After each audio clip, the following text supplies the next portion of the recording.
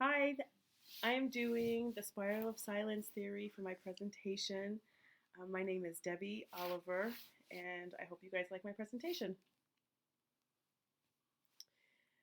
So, I'm going to ask a few questions, and this kind of will get you thinking about this theory that I'm going to be doing, which is the spiral of silence theory. What would you do if you were in a group meeting and your opinion different from everyone else's? Would you keep your opinion to yourself if you knew that most people within that group did not have the same opinion as you? The spiral of silence theory argues that people will not voice their opinion unless they know it is the same as the majority opinion. The reason for this is because they are in fear of isolation. I don't know about you guys, but I know that there have been times where I've been at group meetings that I have not voiced my opinion because I knew that it was not the majority opinion.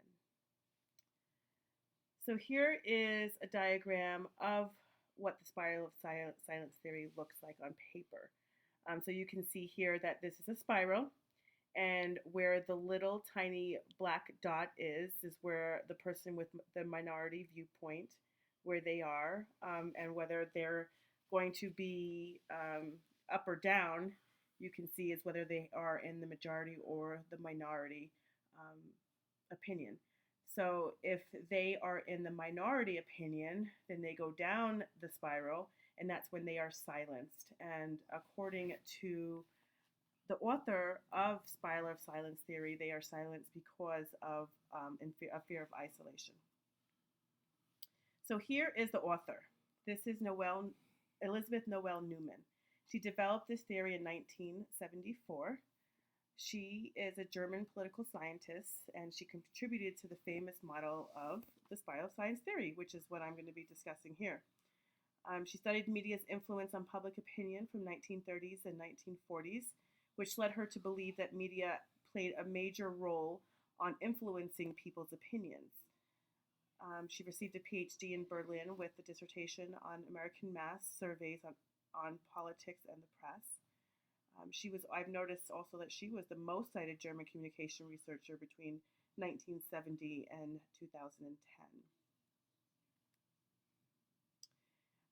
So here I will talk about the definition, the goal, and the approach of spiral of silence theory. The definition is those with a minority opinion will not voice their opinion because they are in fear of isolation and exclusion by a group of people. Um, Mass media provides a picture of the social norms, customs, fashion, and gives you kind of an idea of what to think and believe. So, like if you're watching a lot of TV, there's a lot of commercials, for instance, that will show certain things and certain clothing, certain fashion of what should be in style right now. So, opinions are formed from media. The goal is to predict a person the minority opinion will likely not voice their opinion and one with the majority opinion will. The approach used here is the empirical approach. Noel Newman made observations and structured the situation so that one element varied, the act of choosing to speak up or not. This also led her to make definitive statements about the element. So the current theory on this, there have been a lot of theorists that have explored this a little bit further for the times that we are in today. For instance, Kate Blackman and Francis Bowman, they explored this theory further. They believe that there's a second spiral of silence theory, and they call it organizational silence.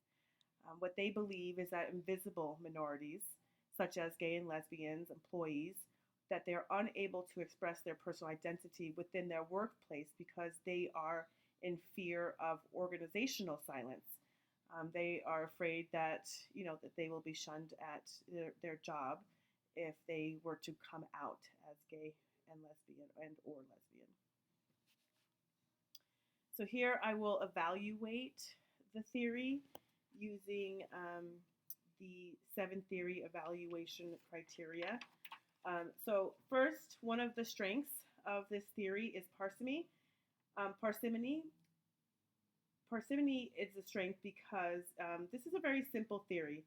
It explains in a very simple way. It's very easy for people to understand. It was easy for me to understand as well.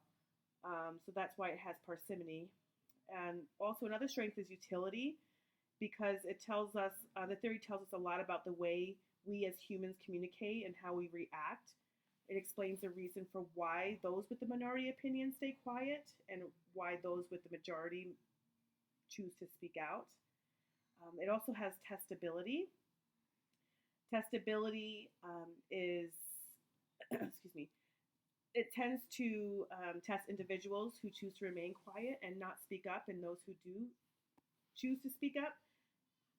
The theorists are able to test the outcome of those who speak up and those who choose not to. The theorist is then able to observe and test the outcome and reaction of others. So it's easy to test this theory. And it also has heroism. So in researching for this paper, there was so much research that was generated for spiral of silence theory. So it made it very easy to research this paper.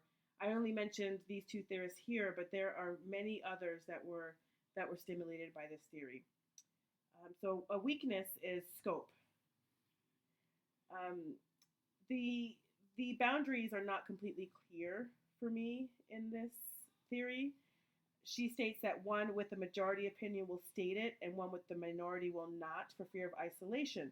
But what about a person that is in the minority opinion but wants to prove to herself that she is powerful? Will that person cross the boundary in order to prove something to herself? So that's kind of, for me, was a weakness because that really wasn't talked about very much. Also, logical consistency. This theory has been criticized for this because it fails to acknowledge a person's ego involvement on this issue. So people may be willing to speak up if they are within the minority opinion or to save their egos. So there are some improvements that I think that would be helpful for this theory. I think that if we revisited this theory for the times that we are in today, with the media that we are in today in the United States, because this was made in Germany is when she came up with that theory. But for today, we have things like social media, Instagram, Facebook. We have, I don't use many of them, but I know that there's a lot more of them. Snapchat, that is one of them. Excuse me. And there's TikTok. There's all kinds. So I would be very interested to see how the theory would change for the times that we are in today. Also, I would like to explore a little bit further what makes a person hardcore. She discussed within her theory hardcore as being someone that is hardcore, of being able to speak their own opinion out, whether they are in the majority or minority, that they would be not in fear because they are hardcore. So I would like to have explored that a little bit more. Also, an improvement that can be made is to explore the topics, such as the difference between male and females. Are males more likely to express themselves? Are females more likely to express themselves, regardless of whether they're in the majority or the minority opinion? So those are some improvements that I would have liked to have seen within this theory. So in conclusion, I would like to tell you what I've learned, and I have learned quite a bit just about preparation and about organization and doing this project. But about the theory, what I learned is that, like I said before on the previous slide, that I would like to explore a little bit more the hardcore aspect.